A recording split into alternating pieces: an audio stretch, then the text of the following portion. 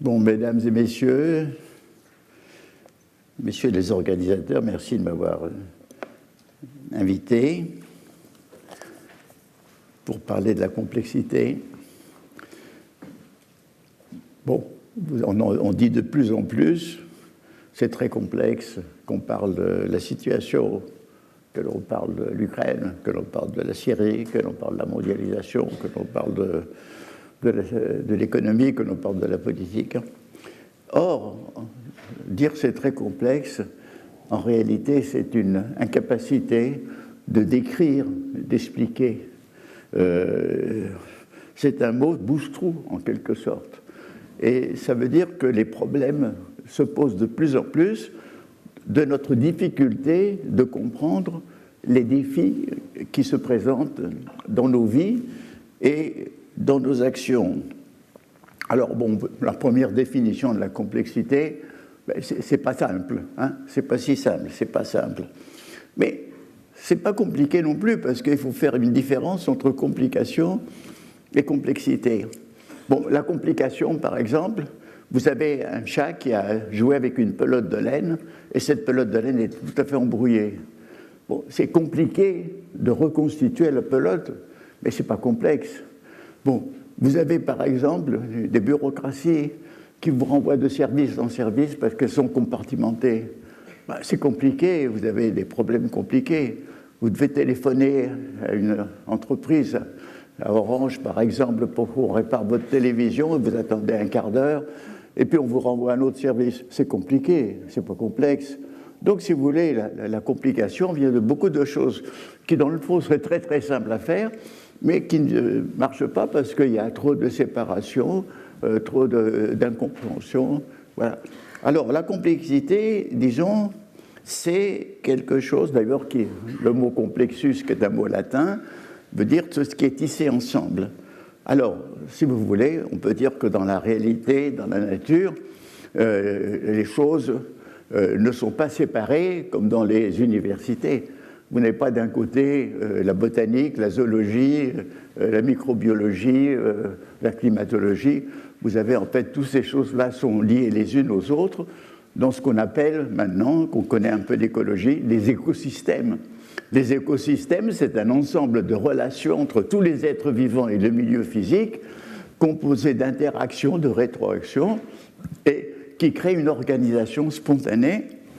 Et ça, c'est complexe, parce que tout nous lie les uns aux autres. Nous-mêmes, nous sommes reliés à cette nature extérieure que l'on croyait dominer, parce que nous en dépendons d'elle, pas seulement parce que nous allons avoir éventuellement un réchauffement climatique ou de nombreuses pollutions qui dégradent la biodiversité, mais parce que nous avons besoin pour nous nourrir, pour nous alimenter. Donc, si vous voulez, la complexité, c'est dans le fond le fait que les choses ne sont pas isolées, ne sont pas séparées. Quand vous avez un événement, si vous isolez l'événement et vous êtes incapable de le lier à son complexe, à son contexte, pardon, son complexe, il est évident que vous ne le comprenez pas. Ah, on vous dit, les djihadistes arrivent sur Bagdad. Pourquoi, comment, etc. Si vous ne connaissez pas un peu l'histoire du Moyen-Orient, si vous ne connaissez pas les événements récents, si vous ne connaissez pas un certain nombre de choses, vous ne comprenez rien. Donc, relier, voilà le problème de la complexité.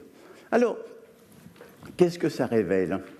Si nous n'arrivons pas à bien décrire, si nous n'arrivons pas à bien expliquer, cela révèle qu'il y a une incertitude dans notre connaissance et dans notre pensée, qu'il y a une lacune dans notre pensée, qu'il y a une difficulté de comprendre et que dans le fond, souvent, des alternatives binaires ne suffisent pas.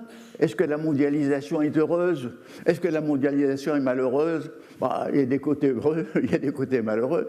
Et alors donc, c'est pas en disant elle est heureuse, elle est malheureuse que nous allons comprendre un peu la mondialisation.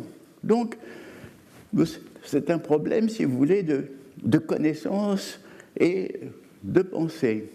Alors, la connaissance, c'est ça qui est au nœud, dans le fond, de la complexité. Et c'est ça qui fait le problème, que la complexité, ce n'est pas seulement la connaissance de systèmes complexes, nous allons y venir, mais c'est aussi un problème de façon de penser, de façon de connaître, de façon de regarder. Pourquoi ? Parce que toute connaissance est une traduction suivie d'une reconstruction.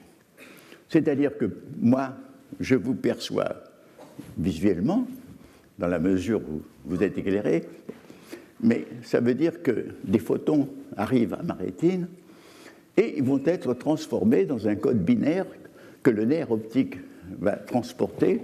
Il va se passer un remue-ménage à travers mes neurones cérébraux et je vais constituer une perception. Mais dans cette perception, l'image que mon esprit a, elle est légèrement différente de l'image qu'a reçue ma rétine. Pourquoi ? Parce que dans ma rétine, les personnes du dernier rang sont beaucoup plus petites que les personnes du premier rang. Mais mon esprit ne s'en rend pas compte parce qu'il a reconstitué en fonction d'un mécanisme qu'on appelle la constance perceptive. Si je vois le même chien très loin et très près, je ne dis pas que ce chien devient un géant ou un nain, je sais que c'est le même chien. Et c'est ça qui nous permet à nous repérer dans le monde.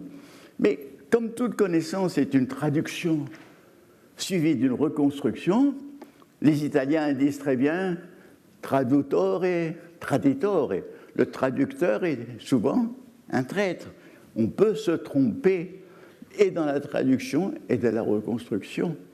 Et du reste, nous savons maintenant qu'il n'y a aucune différence intrinsèque entre une perception et une hallucination. Moi, quand j'ai une hallucination, enfin, ça ne m'arrive pas si souvent, mais je n'ai aucune différence, disons, avec une perception. Il faut que ce soit mes voisins qui me disent pas du tout, c'est une vision, c'est pas vrai. Autrement dit, nous sommes sujets, et puis en plus, l'émotion est inséparable souvent de la connaissance ou de la perception. Par exemple, il y a un accident d'automobile, selon que vous êtes placé à tel endroit, ou que vous êtes dans la voiture ou dehors, l'émotion vous donne une perception de l'événement tout à fait différente. Alors, il y a un livre remarquable qui a été écrit après la guerre de 14 par un Anglais qui s'appelle Norton Cru, qui s'appelle « Du témoignage », et qui montre que les mêmes événements pendant la guerre, vus par les Anglais, par les Français, par les Allemands, étaient vus de façon tout à fait différente. Donc, si vous voulez, nous avons dans notre perception une possibilité d'erreur et d'illusion. Et si nous traduisons en mots, nous avons à nouveau une traduction, donc un risque d'erreur. Si nous traduisons en idées, en théorie, nous avons à nouveau des risques d'erreur. Autrement dit, le risque de l'erreur et de l'illusion est inhérent à la connaissance. Et du reste, quand nous considérons le passé, nous disons, mais mon Dieu, quelles illusions! Les Carthaginois croyaient en tel Dieu, les Mésopotamiens ceci, mais même sans aller si loin, au XXe siècle, que de gens ont cru avec certitude à la vérité du communisme, à la vérité du nazisme, et pour nous, nous pensons que ce sont des erreurs, ce sont des illusions. Et nous serions immunisés contre toutes les erreurs aujourd'hui, avec nos théories économiques et sociologiques, nous savons tout. Nous ne risquons pas d'avoir les mêmes erreurs, de ne pas les mêmes, à nouveau, nos erreurs, si nous ne faisons pas la critique de nos idées. Donc, si vous voulez, il y a ce problème qui est énorme dans la vie. Le problème de l'erreur, ce n'est pas simplement une erreur qui touche simplement une connaissance extérieure à nous. Nous pouvons nous tromper dans le choix des amis, dans le choix de la partenaire de nos amours. Nous pouvons nous tromper dans le choix de nos clients. Nous pouvons nous tromper dans toutes les occasions de notre vie. Donc, je crois que le problème de la complexité nous introduit ce problème formidable de l'erreur qui est une menace permanente. Et alors, bien entendu, nous savons aujourd'hui que l'erreur, quand nous en sommes conscients, elle fait partie de notre éducation. C'est en corrigeant nos erreurs que nous commençons à mieux connaître. Mais pour corriger nos erreurs, il faut en connaître les causes. Alors, bien entendu, nous avançons dans la vie par cette méthode qu'on appelle essai et erreur. Et il y a une maxime allemande très belle qui dit « Lern aus den Verlernen », c'est-à-dire « apprends à partir de tes erreurs ». Mais il faut être capable de savoir comment détecter l'erreur, l'analyser pour ne plus la recommencer. Et puis, vous avez des erreurs fécondes. Il y a dedans ce beau quatrain du poète russe Bosedensky, il dit « Tu cherches l'Inde, tu trouves l'Amérique ». Effectivement, Colomb, il croyait trouver les Indes, il a trouvé un continent nouveau qui était l'Amérique. Il s'est trompé, mais c'était une erreur qui pour lui, ou du moins pour les conquistadors, a été très, très féconde. Alors, quelles sont les erreurs possibles? Bon, les erreurs, c'est effectivement... d'ailleurs, regardez, la théorie de la communication de Shannon nous détecte une des sources fondamentales d'erreur, c'est entre un émetteur et un récepteur, il y a un espace, une communication, un canal de communication qui est parasité par ce qu'il appelait le bruit, hein, le noise, le bruit. Or, ce bruit, il existe. Quand vous parlez à quelqu'un alors qu'il y a un brouhaha, difficulté au téléphone, d'ailleurs, vous faites répéter le même numéro pour être sûr de ne pas vous tromper. Et tout à l'heure, alors que j'attendais mon taxi, j'ai communiqué avec le monsieur qui s'occupait un peu de la chose, mais son son m'arrivait complètement haché et je ne comprenais pas ce qu'il me disait. Donc, si vous voulez, l'erreur, elle risque toujours d'être dans le système de communication. Et bien entendu, il faut que l'émetteur et le récepteur aient les mêmes codes. Si on me parle en chinois, j'y comprends rien. Donc, voici, mais il n'y a pas seulement cette source d'erreur qui est, disons, le malentendu. Il y a aussi l'erreur qui est la partialité. La partialité, c'est-à-dire, on prend une partie pour le tout. Ceux qui croient comprendre tous les problèmes humains uniquement à partir de l'économie, ils pensent que l'économie va contrôler le tout, alors qu'il y a des phénomènes comme la religion, comme la foi, comme l'amour, qui ne relèvent absolument pas des calculs économiques. Et puis en plus, si vous pensez que le calcul lui-même, il ne peut connaître qu'une partie des réalités humaines. Alors, la partialité, c'est ne voir qu'un aspect des choses, c'est ne pas voir la totalité d'un aspect. Et c'est une chose qui est très, très, très importante. Par exemple, il y a le philosophe Hegel disait « Si moi j'appelle criminel quelqu'un qui a fait un acte criminel dans sa vie, c'est-à-dire j'efface tout le reste de sa vie, de sa personnalité, pour l'enfermer dans le crime qu'il a connu. Et du reste, nous, quand nous allons au cinéma, que nous voyons le parrain interprété par Al Pacino, Marlon Brando, que nous voyons des criminels, mais en même temps, nous voyons que ce sont des êtres humains, ils aiment, ils sont amoureux, ils aiment leurs enfants. C'est-à-dire, on voit des êtres complexes, c'est-à-dire, ils sont un mélange de bien, de mal. Vous ne pouvez pas les enfermer. Et du reste, nous avons de la sympathie pour eux. Mais cette sympathie, nous la perdons dès que nous quittons la salle de cinéma, de même que pour le vagabond Charlie Chaplin, que nous adorons au cinéma, mais comme nous le voyons dans la rue, nous nous détournons. Donc, vous avez surtout le problème de l'erreur, c'est avoir une vue partiale. Et c'est ici que la connaissance complexe est nécessaire, parce que nous dit la connaissance complexe, il faut voir toutes les facettes et tous les aspects d'une même réalité. Et l'autre source d'erreur, c'est ce qu'on peut appeler l'idéalisme. L'idéalisme, ce n'est pas seulement de croire en des idées, nous sommes tous dans un sens idéaliste, c'est-à-dire nous avons des idées auxquelles nous avons foi.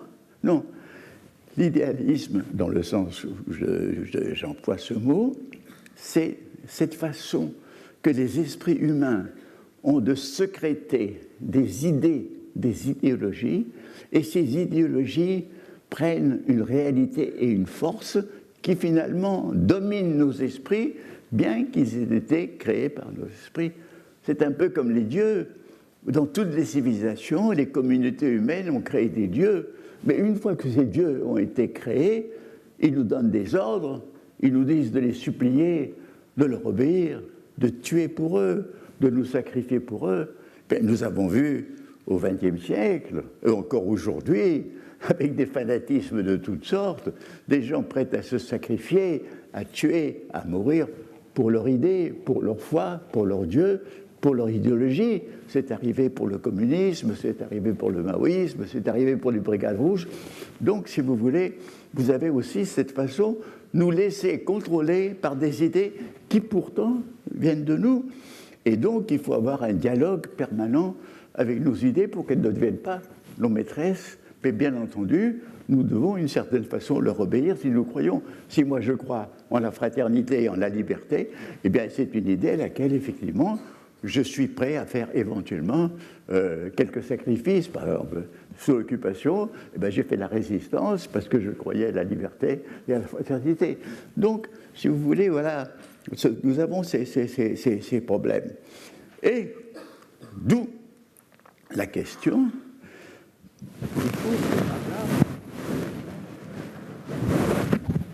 Excusez-moi, il fait un peu chaud ici. Et je vais...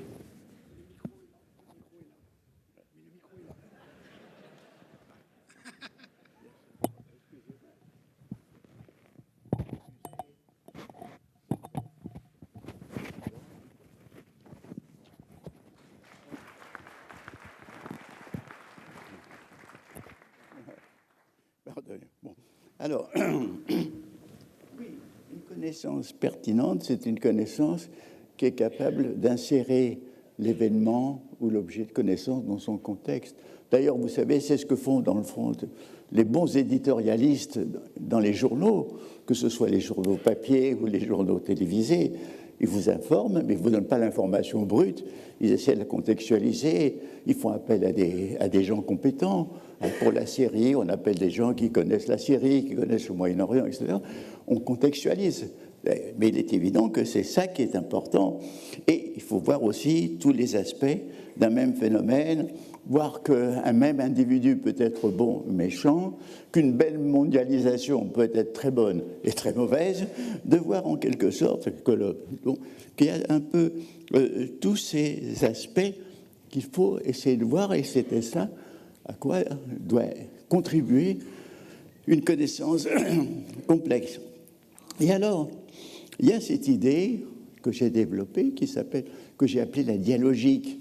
La dialogique, elle est héritière d'un mot aussi qui a eu plusieurs sens dans l'histoire de la philosophie, qui s'appelle la dialectique. Mais la dialogique veut dire que parfois, nous avons deux vérités qui sont opposées l'une à l'autre et qui en même temps sont tout à fait complémentaires. C'était déjà Pascal qui disait « le contraire d'une vérité n'est pas une erreur, n'est pas nécessairement une erreur, ça peut être une vérité contraire ». Et d'ailleurs, le grand physicien Niels Bohr, qui a fait la théorie de la complémentarité pour la microphysique entre l'onde et le corpuscule, a dit exactement la même chose. Il faut réunir deux vérités contraires. La particule, d'un côté, elle est une onde immatérielle, mais dans d'autres conditions, elle est un petit corpuscule, un petit corpus matériel. Et alors, prenez par exemple les choses les plus évidentes, ce que nous sommes des êtres humains. Nous sommes des êtres humains, et là-dessus, nous sommes des... Qu'est-ce que c'est qu'être humain ? C'est être au sein d'une trinité qui est l'individu, l'espèce, la société. Bon, ce sont trois éléments qui sont absolument inséparables. Pourquoi ? Parce que moi, je suis produit par un processus de reproduction qui est celui de mon espèce, mais pour que ce processus continue, je dois, avec une personne du sexe opposé, continuer à le reproduire. Je suis un produit producteur. Une société, elle est créée par les interactions entre individus qui à ce moment-là se développe, et la société, avec sa culture, avec son langage, revient sur nous et nous éduque pour nous faire des individus pleinement humains. Nous sommes des producteurs, produits de la société. Et je dirais même que la relation est extrêmement, encore plus étonnante, parce que non seulement nous sommes à l'intérieur de l'espèce humaine, ce qui est évident, mais l'espèce humaine est à l'intérieur de nous, puisque chaque cellule de notre organisme possède la totalité du patrimoine génétique, parce qu'au moment même où je parle, mes neurones sont eux-mêmes déterminés par le système génétique dont ils dépendent, c'est-à-dire que de toute façon, l'espèce ne cesse pas d'être présente à l'intérieur de moi, bien que moi je sois à l'intérieur de l'espèce. De même, la société, elle est à l'intérieur de moi, bien que je sois à l'intérieur de la société. Comment elle est à l'intérieur? Elle m'a donné son langage, elle m'a donné sa culture, elle m'a donné son éducation, et je dois en principe obéir à toutes ses lois. Donc, voici cette relation aussi intime, n'est-ce pas? C'est-à-dire que non seulement la partie est dans un tout, mais le tout, d'une certaine façon, est à l'intérieur de la partie. Et la relation entre ces termes, elle est évidemment complémentaire, mais elle est antagoniste aussi. Par exemple, les individus peuvent avoir des aspirations déviantes, voire criminelles, et que la société réprime. Nous avons des désirs, des aspirations que nous ne pouvons pas réaliser parce que nous les jugeons non autorisés ou au contraire qui nous menacent, que leur réalisation serait dangereuse pour nous. Et puis par rapport à l'espèce humaine, nous trompons cette espèce quand nous faisons l'amour en essayant d'éviter les conséquences reproductrices, que ce soit par des instruments quelconques ou par ce qu'on appelait le coït interrompu. Donc, si vous voulez, il y a une relation complémentaire et antagoniste, et on commence à entrer dans le domaine de la complexité.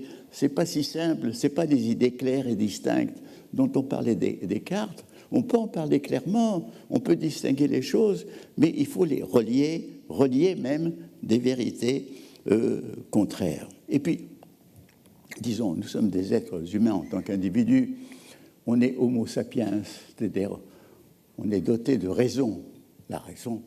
Et c'est vrai que la raison s'est développée dans toute l'histoire des civilisations humaines d'une façon extraordinaire. Mais il faut penser aussi que nous sommes des homo demens, c'est-à-dire des êtres fous, que la raison et la folie, ce sont deux polarités, et qu'à ce moment-là, la folie, ce n'est pas seulement le propre des gens qu'on enferme dans des cabanons. La folie, elle est en nous. À chaque crise de colère, nous sommes comme fous.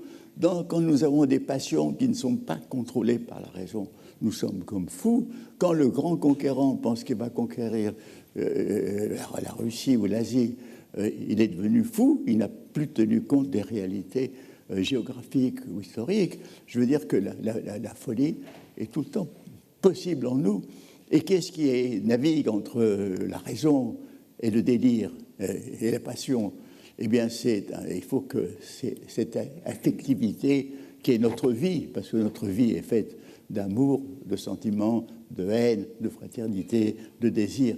Cette affectivité, justement, que le calcul n'arrive pas à comprendre, cette activité, elle est nécessaire. Et d'ailleurs, Jean-Didier Vincent, je ne sais pas si vous l'avez invité, qui est ce grand neurologue français, il a montré qu'il n'y a pas de connaissance rationnelle sans qu'un centre du cerveau, un centre émotionnel, soit le même stimulé. Autrement dit, il n'y a pas de raison sans émotion. Et dans le fond, ce que nous devons essayer, c'est que nos passions soient toujours contrôlées par la raison, mais que la raison ne soit jamais glacée et froide, qu'elle soit toujours animée par de l'émotion, par de la passion, par de l'amitié, par de l'amour. Alors, voici Homo sapiens, voilà ce que nous sommes. Et puis, nous sommes des êtres complexes. Et puis, de même, on dit Homo faber. C'est vrai parce que nous avons fabriqué des outils et notre technique aujourd'hui est devenue fabuleuse avec les robots, avec les missiles, etc. C'est vrai. Mais dès la préhistoire, vous avez l'homme mythologique, l'homme religieux, des Néandertals, on enterre les morts avec leur nourriture et leurs armes. Et dans toutes les sociétés, vous avez des religions, vous avez des mythes, vous avez la croyance en une vie après la mort, et vous avez partout la mythologie qui, même dans les temps modernes, a pris la forme d'idéologie, comme le fut le nazisme, comme fut le communisme stalinien, ou léninien, ou maoïste. Donc, si vous voulez, nous avons toujours ces deux polarités, et nous ne sommes pas simplement des fabricants d'outils, nous sommes des producteurs de mythes et d'illusions qui, comme je le disais tout à l'heure, prennent possession de nous. Et donc, voici et alors, on a inventé au XVIIIe siècle l'homo economicus, qui évidemment s'est développé, c'est-à-dire on vit en fonction de son intérêt économique, de son intérêt matériel. Mais même aujourd'hui, il y a Homo ludens, c'est-à-dire l'homme du jeu, J-E-U, qu'a étudié Huizinga, et nous sommes capables pas seulement d'assister au mondial de football maintenant, ce que j'ai vu hier soir à la télévision, mais nous sommes capables de jouer dans des jeux de hasard, dans des jeux de casino, de jouer pour nous amuser, de dépenser. Nous sommes capables de ce que Georges Bataille appelait la consommation. C'est pas seulement consommer, mais c'est être capable comme un soleil, n'est-ce pas, qui brûle sa propre substance, de nous consumer dans les grandes fêtes, dans les grands amours, dans les grandes ardeurs. Voici ce que c'est l'être humain. Et si vous réduisez l'humanité à une seule de ces catégories, vous ne comprenez pas ce que c'est qu'être humain. Et c'est très important pour justement ce qu'il y ait une chose, c'est la compréhension humaine. Et je vais y venir. Mais auparavant, je vais vous dire que déjà, j'ai indiqué deux éléments importants de la connaissance complexe. L'un, c'est ce que j'ai appelé la dialogique, c'est-à-dire c'est capable d'échapper à la pensée binaire et de voir en même temps des vérités qui semblent se repousser l'une l'autre.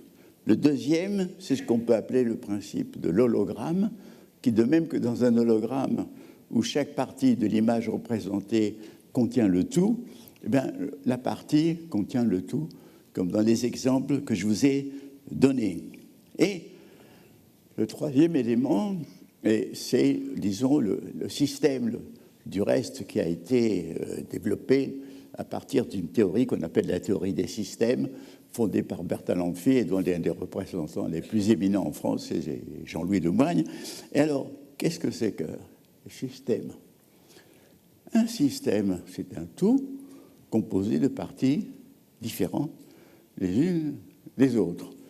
Alors, ça c'est banal, mais ça veut dire une chose, c'est que le système, il a son unité dans le tout, mais il est en même temps divers, il est fait de parties différentes.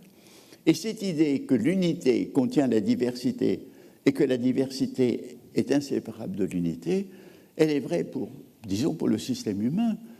Tous les êtres humains sont identiques du point de vue génétique, anatomique, physiologique, affectif, mais ils sont tous différents. Même deux jumeaux homozygotes, ils sont différents. Et les cultures sont différentes, les langages sont différents, les musiques sont différentes. La réalité humaine, c'est l'unité dans la diversité dans l'unité. Et le moindre système nous montre ça. Prenez le plus petit, le système le plus banal, H2O, c'est-à-dire l'eau constituée de deux atomes d'hydrogène et un atome d'oxygène. Eh bien, cette eau fait de deux éléments différents, elle a son unité. Et non seulement elle a son idée, en quoi ? C'est parce qu'elle a des qualités que n'ont ni l'hydrogène ni l'oxygène. Et ces qualités, on peut les appeler les émergences. Le mot d'émergence est un mot absolument capital. Pourquoi ? Ça veut dire que quand vous avez un tout organisé, ce tout organisé produit des qualités et des propriétés qui ne sont pas dans les parties isolées quand elles sont séparées. Ainsi, par exemple, et une des plus grandes découvertes scientifiques du XXe siècle est là, quand on a découvert que l'organisation vivante, c'est-à-dire à partir de celle de la bactérie, de tous les êtres vivants, elle est fondée uniquement sur des matériaux physico-chimiques que l'on trouve sur la planète Terre. Autrement dit, la vie n'a pas une matière différente de la matière physico-chimique. Qu'est-ce qui est différent? C'est la complexité de son organisation. Et cette complexité permet une certaine autonomie qu'on peut appeler une auto-organisation. Mais cette autonomie elle-même a besoin de se nourrir dans son environnement, alors on peut l'appeler une auto-éco-organisation. Mais ce qui est de remarquable, c'est que l'être vivant, qui est fait de matière physico-chimique, il a par son organisation des qualités que n'ont absolument pas les molécules isolées qui le constituent, c'est-à-dire des capacités de reproduction, de réparation, de connaissance, et toutes ces capacités-là vont se développer au cours de l'évolution vivante. Donc, ce qu'on appelle la vie. So what we call life? Propre aux organisations vivantes. Et donc, vous avez cette notion est capitale. Pourquoi? Parce que vous ne pouvez pas déduire les qualités d'un tout à partir de celles des parties. Parce que, comme on le fait dans ce qu'on appelait la connaissance réductionniste, on croyait comprendre le tout à partir des parties. Non. Pourquoi? Parce que les qualités du tout, vous ne pouvez pas les déduire. Elles sont indéductibles. Et vous pouvez les induire, c'est-à-dire, à force de voir des êtres vivants qui ont les mêmes qualités, vous pouvez par l'induction dire ben, ça va se passer pareil. Donc, si vous voulez, vous avez un problème fondamentalement logique, c'est-à-dire l'apparition de qualités toujours plus grandes, et chez les êtres humains, l'apparition, évidemment, de la conscience personnelle et individuelle, de la conscience de soi. Alors, ce qui est intéressant, c'est que non seulement un tout est beaucoup plus que la somme des parties, ce qui était connu depuis longtemps, mais que grâce à la théorie des systèmes, on a pu mieux comprendre avec la conception des émergences, mais qu'un tout est moins que la somme des parties en même temps. Pourquoi? Parce que les parties peuvent avoir des qualités qui sont inhibées par l'organisation du tout. Comme je l'ai dit tout à l'heure, nous pouvons avoir des désirs créativité ou des désirs interdits, mais que la société nous empêche d'exprimer. Et donc, vous avez aussi, dans un sens, nous avons le tout est moins que la somme des parties, parce que les parties peuvent avoir un certain nombre de qualités qu'elles ne peuvent pas exprimer. Donc, voici ce problème. Alors, je fais une petite parenthèse, parce que vous avez en ce moment un grand développement de ce qu'on appelle la théorie des systèmes complexes. La théorie des systèmes complexes, elle essaye de traiter des systèmes qui sont dans des processus avec des multiples interactions et rétroactions. Et du reste, nous savons aujourd'hui que la plupart des processus, pas seulement vivants, mais même physiques, comme par exemple la rotation de la Terre autour du Soleil, ont un caractère qu'on appelle chaotique, c'est-à-dire ça nous semble exactement le même, mais dans les 100 millions d'années avant et 100 millions d'années après, la Terre ne tournait pas au même rythme autour du Soleil, c'est-à-dire qu'il y a des perturbations provoquées par les interactions entre les planètes. Bon, alors, les systèmes complexes, c'est toute une nouvelle connaissance qui étudie. Mais moi, je dis que tout système est complexe, parce que la complexité, ce n'est pas seulement la multiplicité des interactions et des rétroactions, comme dans le cas, effectivement, de la planète Terre, de la mondialisation actuelle. La complexité, c'est aussi cette production d'émergence. C'est ces rapports entre le tout et les parties. Par exemple, vous avez un événement qui touche une partie, comme l'attaque des tours de Manhattan, et cet événement rétroagit sur tout l'ensemble de la planète, parce que les mesures de sécurité qui vont être prises, la guerre d'Afghanistan, la guerre d'Irak, etc. Vous avez ce qui peut se passer dans une partie, accéder au tout, et aussi ce qui arrive au tout, elle-même modifier les parties. Et j'ajoute aussi que, pour reprendre cette idée de l'hologramme, que chacun d'entre nous, tout en étant un individu singulier, mais dès le matin, il est possédé par la mondialisation, parce qu'il va ouvrir sa radio japonaise pour écouter les messages, les informations du monde, parce qu'il va mettre un tricot qui est fait de coton venu d'Égypte, il va faire une laine de moutons d'Australie, il va prendre des fruits exotiques à son petit déjeuner, du café arabica qui vient d'Amérique du Sud ou du thé qui vient de Chine. et etc. Et toute sa vie, le monde est en nous, comme nous sommes aussi dans le monde. Et c'est ça, la complexité, c'est ça un des aspects de la complexité humaine. Alors, j'accélère parce que j'approche de mon temps limite. Donc, le problème que nous avons, des problèmes vitaux, pour lesquels la pensée complexe nous aide. Elle ne nous donne pas des recettes de cuisine, non, pas. Elle nous aide à penser mieux, à réfléchir mieux. C'est d'abord, elle nous permet d'affronter les incertitudes. Chacun, en naissant, ne sait pas du tout quelle va être sa vie, et même nul ne sait exactement quelle sera l'heure de sa mort, bien qu'il soit certain qu'il va mourir. Donc, nous avons une vie qui va rencontrer plein d'incertitudes, et pas seulement la vie des individus, la vie des entreprises, la vie qui vit dans un monde aléatoire de marché, etc. Donc, voici donc cette incertitude. Bon, comment les humains ont essayé pendant très longtemps et encore aujourd'hui de lutter contre cette incertitude? Par l'astrologie, par la voyance, par la sorcellerie.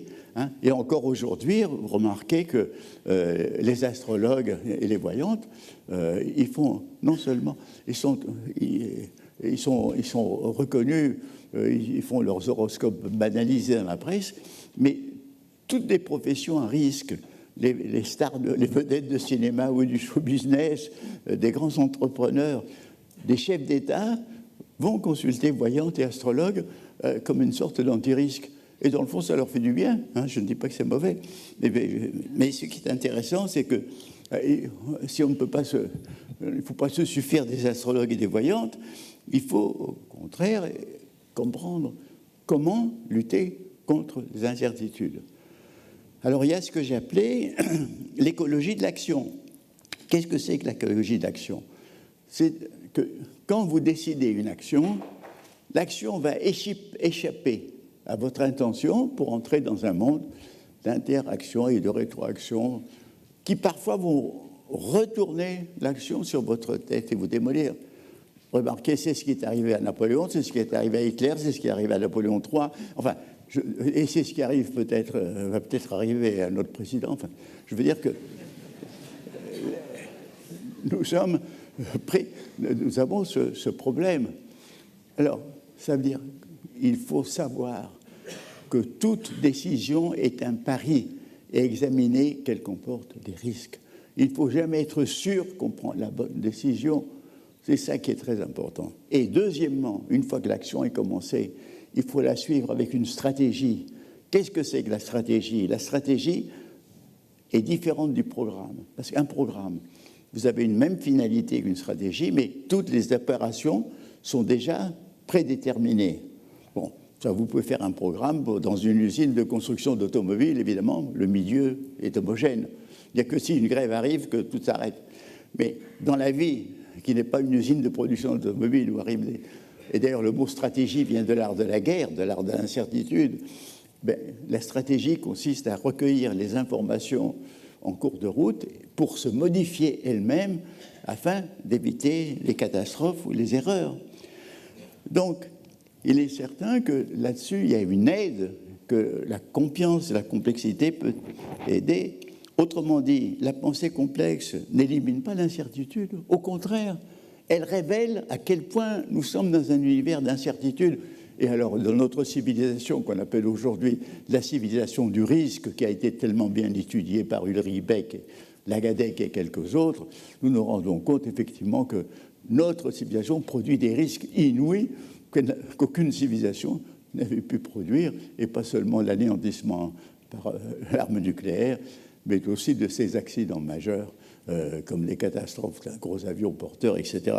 Donc, nous avons ce problème fondamental, et nous avons aussi un autre problème, c'est par rapport au futur. Nous sommes effectivement traversés par des courants historiques, comme le courant de la mondialisation, qu'on appelle aussi le développement, l'occidentalisation. Bon, ces courants-là, probablement, continuent leur extension, toujours plus de production, toujours plus de dégradation de la biosphère, toujours plus de voitures en Chine, toujours plus... Mais nous pensons qu'à un moment donné, ce processus ne pourra pas continuer, que la Terre est finie et qu'on ne peut pas lancer dans un mouvement infini d'accroissement, de croissance, comme on dit. Donc, voici qu'on se rend compte que le futur, la continuation probable du processus conduit peut-être à des accidents, à des catastrophes. Alors, donc, voici le futur. Vous avez le probable, ce qui continue dans la même ligne, et puis vous avez l'improbable, c'est-à-dire l'accident, la déviation. Et souvent, dans l'histoire humaine, c'est l'improbable qui est arrivé et pas le probable. C'est ça qui est extraordinaire. Mais nous l'oublions. Nous finissons par croire à ce que disent nos futurologues et autres prédicteurs qui vont nous dire, vous savez, en 2025, voilà ce qu'on va être, voilà ce que va être la France.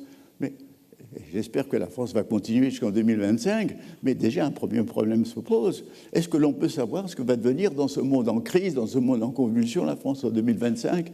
Est-ce que c'est ça qu'il est raisonnable de faire ? Est-ce que ce n'est pas plutôt de voir quelle voie nouvelle emprunter, quel chemin prendre pour éviter les catastrophes et pour essayer d'avoir le meilleur ? Parce que là aussi, nous avons un problème complexe de la mondialisation. On peut dire que la mondialisation, c'est la meilleure et la pire des choses qui pouvaient arriver à l'humanité. Pourquoi la meilleure ? Parce que pour la première fois, tous les êtres humains vivent dans une interdépendance, une communauté de destin. On a les mêmes périls, les mêmes problèmes vitaux, qu'on soit ceux de la biosphère, soit de l'énergie nucléaire, ceux de l'économie, ceux de la survie.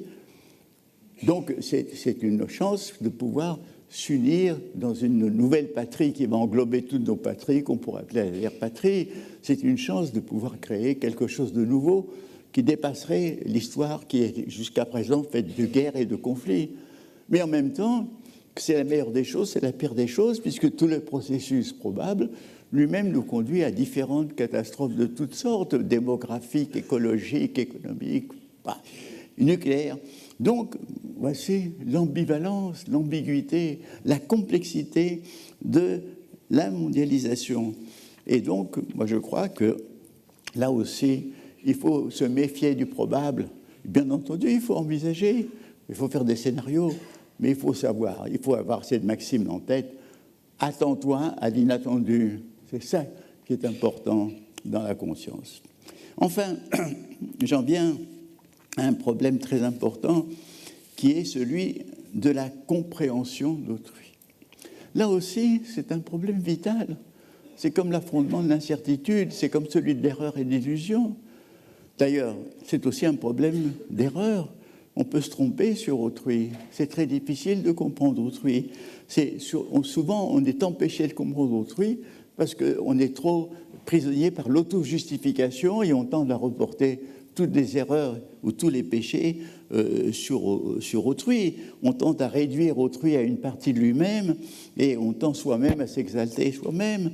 Donc, si vous voulez, il y a ce problème et qui est capital, aussi bien dans la vie privée, les amis, la personne avec qui on vit.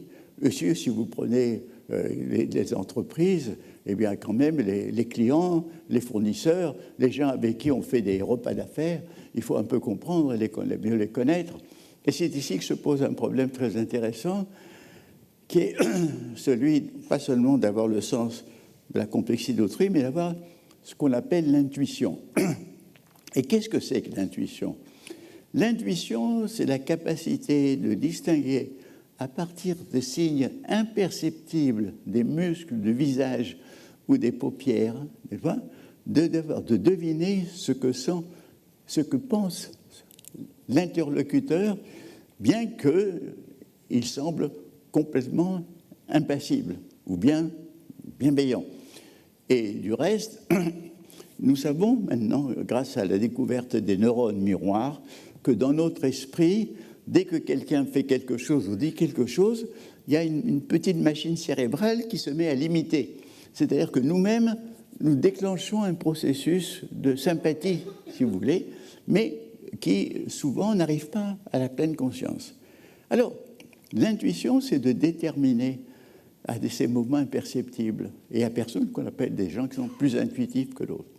Alors, je vais vous donner l'exemple d'intuition qui est celui de Clever Hans, qui était un cheval savant, mathématicien, calculateur, qu'on produisait dans les foires en Allemagne, et qui, avec son sabot, on lui posait une question, une multiplication, multiplier 24 par 347.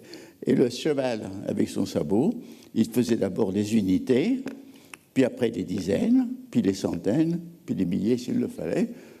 Toujours une réponse impeccable. Alors, les scientifiques ont dit, non, il y a un truc, on va poser la question.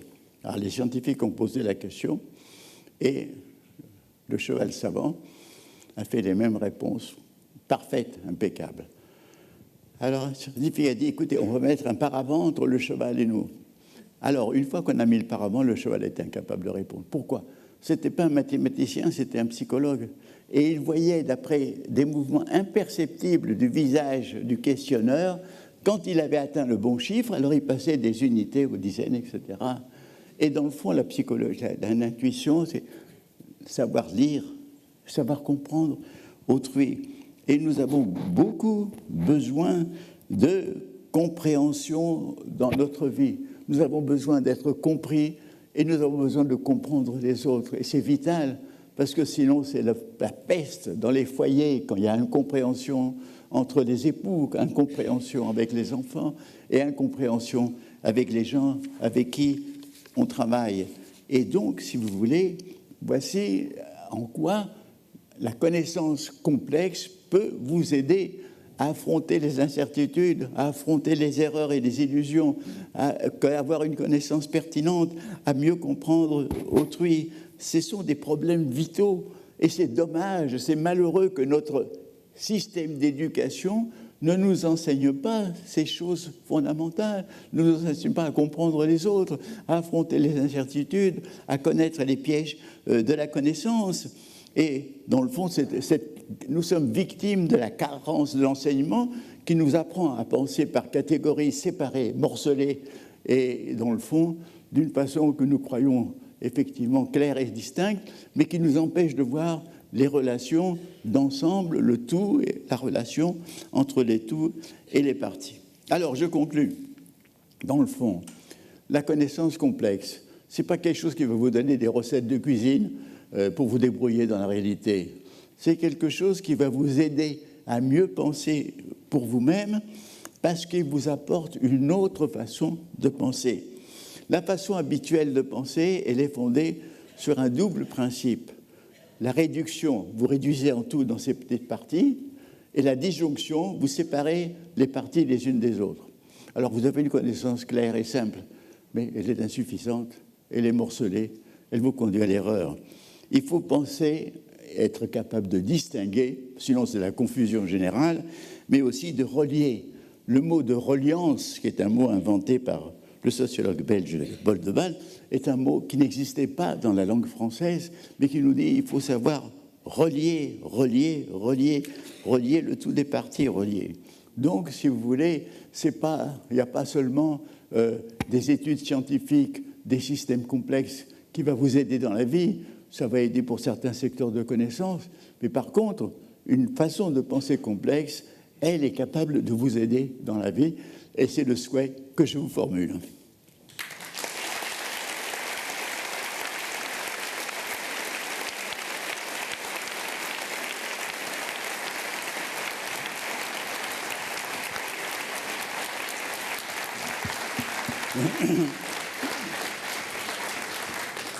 Nous avons le temps pour quelques questions. Qui veut se lancer ?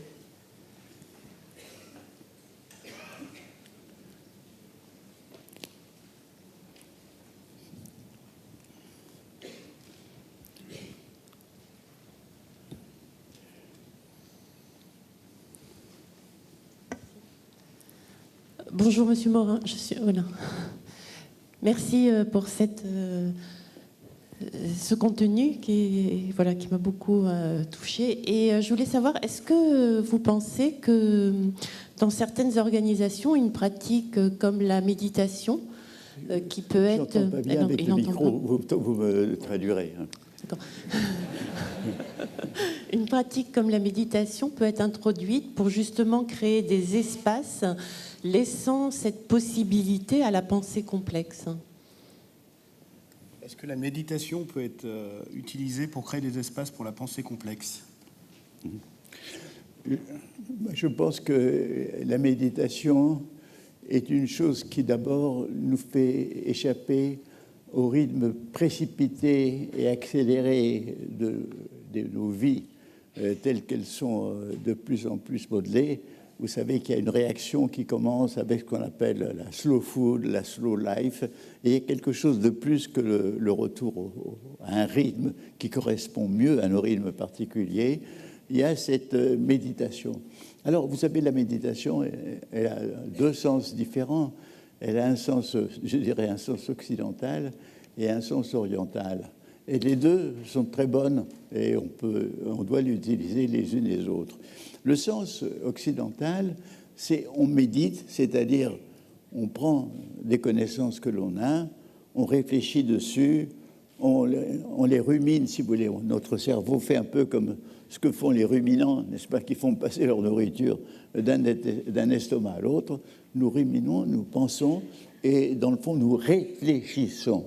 Or, je pense que comme nous avons malheureusement, nous sommes dans une civilisation qui nous interdit de plus en plus d'avoir le temps de la réflexion. Donc, si vous voulez, cette méditation réflexive, à mon avis, elle est indispensable. Mais il y a la deuxième méditation, qui est la méditation orientale, qui consiste à faire le vide, à faire le vide en soi, et en quelque sorte de se laisser un peu échapper aux conditions extérieures pour se laisser dans un état qui soit un état, je dirais, presque de communion cosmique. Et du reste, ce qui est très intéressant, c'est que quand on a fait des expériences sur le cerveau de moines tibétains en état de méditation, on a vu que les centres du cerveau qui opèrent la séparation entre le moi et le monde, que ces centres sont inhibés. C'est-à-dire que ce sont des moments où nous échappons à cette sorte de fermeture sur le moi qui nous anime en permanence pour nous ouvrir sur quelque chose dont nous faisons partie, mais dont la machine cérébrale nous sépare sans arrêt. Alors moi, je pense que ces deux méditations sont tout à fait bonnes et elles sont propices effectivement à avoir une pensée beaucoup plus pertinente, donc, à mon avis, complexe. Bonjour, Monsieur Morin. D'autres questions ici? Bonjour, Monsieur Morin. Je suis Geneviève Petit de Petit Web. Je me demandais si la pensée complexe vous avait aidé à comprendre les femmes. Ouais. Est-ce que la pensée complexe vous a aidé à comprendre les femmes? Ah, écoutez, elle m'a puissamment aidé dans le sens, premier sens, c'est qu'on découvre la complexité, disons, de l'homme et de la femme, parce qu'on sait que chaque sexe contient en lui l'autre sexe d'une façon inhibée et refoulée. Nous savons effectivement que moi, en tant qu'homme, j'ai quand même des tétons, bien qu'ils ne servent pas à donner du lait. Nous savons que la femme, dans son clitoris, c'est l'équivalent d'un sexe masculin atrophié. Nous savons que nous avons en nous, nous sommes dans le fond, l'homme a si vous voulez, a une dominance de la masculinité, et la femme une dominance de la féminité. Et il y a ce problème, n'est-ce pas, des deux hémisphères du cerveau, où l'un, capable de faire des opérations beaucoup plus analytiques,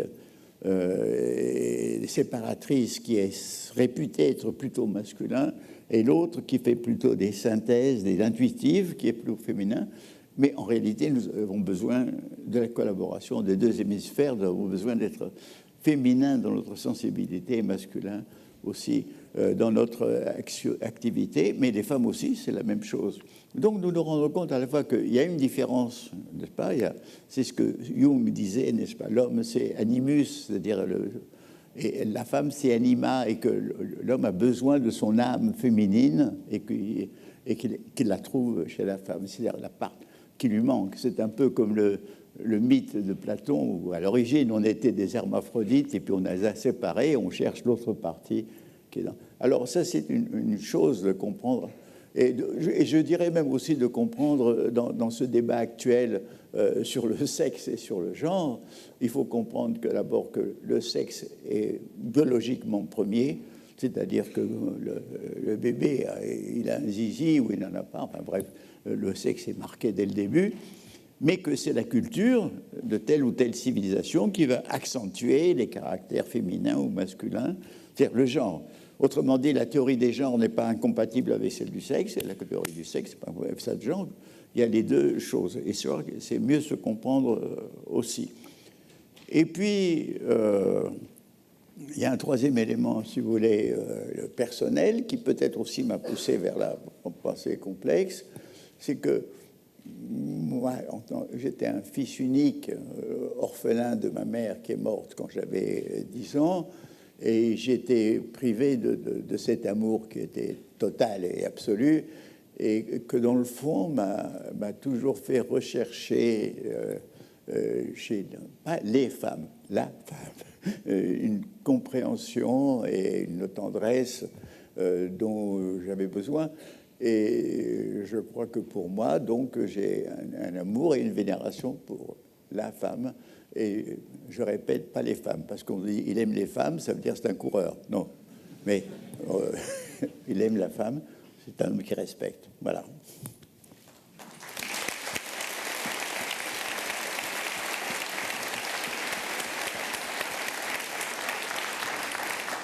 Quelqu'un a une dernière question ?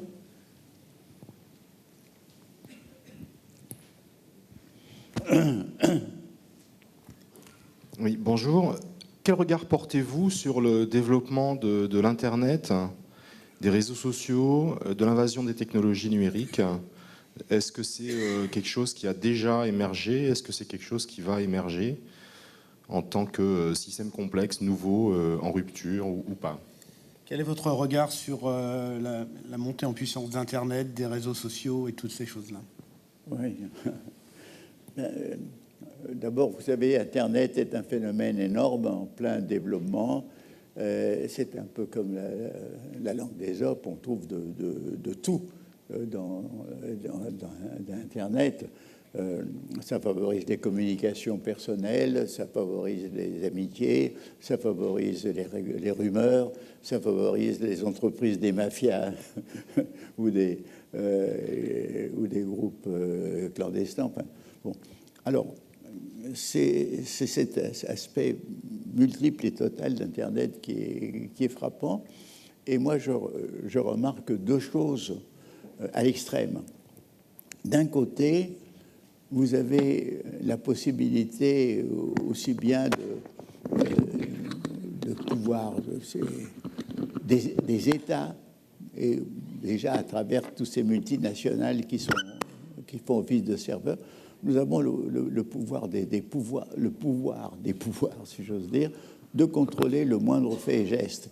C'est pas seulement Internet, mais même par satellite, on peut savoir quel est le journal que je lis dans la rue. Enfin, jamais on a pu être contrôlé d'une telle façon, potentiellement. Mais jamais aussi, on a eu aussi une telle liberté, pour quelques esprits, de pouvoir défier ces pouvoirs. Regardez les histoires de Snowden et celles de Dessange. Il suffit d'être un mathématicien astucieux pour pouvoir décrypter les secrets les plus jalousement gardés du Pentagone, des grands États, etc. Et si vous voulez, on est presque déjà dans la science-fiction. C'est-à-dire, je ne sais pas si vous avez vu le film Matrix, mais dans le film Matrix, on sait qu'il y a une grande machine qui gouverne tous les humains, nous sommes comme des automates, nous sommes des robots, nous obéissons à la machine. Mais il y a quelques rebelles qui, dans les sous-sols de la société, se révoltent et essayent de reconquérir la liberté. Et c'est ce climat, et c'est cette lutte permanente qui se fait à travers, aujourd'hui, Internet sous une forme nouvelle, mais qui est la lutte permanente dans toute l'histoire de l'humanité. Maintenant, je répète, moi, d'ailleurs, je pratique le tweet, et un de mes derniers tweets, je dis que ces réseaux, charrient des pépites d'or, des trésors, des malentendus, des rumeurs et beaucoup de boue. Ben, il y a tout. Il y a tout. Moi, je vois dans les réponses à mes tweets, il y a des choses que je trouve merveilleuses et d'autres que je trouve très injurieuses et pas belles. Mais donc voilà, Internet, dans le fond, c'est une nouvelle étape dans l'histoire de l'humanité parce que c'est comme une sorte de système neurocérébral artificiel qui couvre aujourd'hui toute la planète et qui va la couvrir de plus en plus. Et à travers ce réseau, vous pouvez tout faire. On fait du commerce, on vend des livres, on vend et même. Mais par ailleurs, il y a des possibilités démocratiques incroyables, c'est-à-dire l'accès à la culture est possible, l'accès à la musique, l'accès aux différentes musiques, pas seulement à la grande musique, aussi les musiques de music hall, l'accès à la littérature, tout ceci est possible gratuitement. Donc, c'est un phénomène en plein développement. Donc, moi, je pense qu'il faudrait développer le meilleur de ce qu'il permet et dont il faudrait essayer d'inhiber le pire de ce qu'il produit.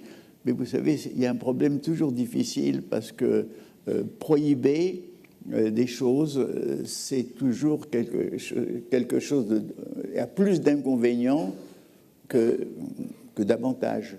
Et encore aujourd'hui, je suis pour les libertés d'Internet, mais il se peut que je change d'avis si je vois apparaître des phénomènes nouveaux.